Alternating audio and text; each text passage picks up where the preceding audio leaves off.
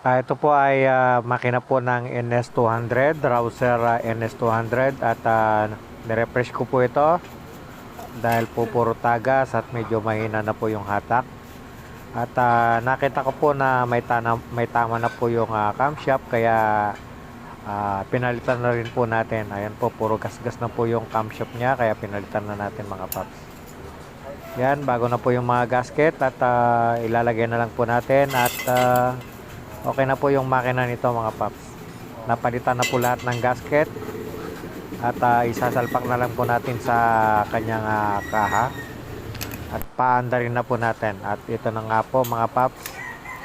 Yan, katatapos lang po ma-refresh at yan na po yung kanyang andar. Smooth na po at wala na po yung katagas-tagas mga paps.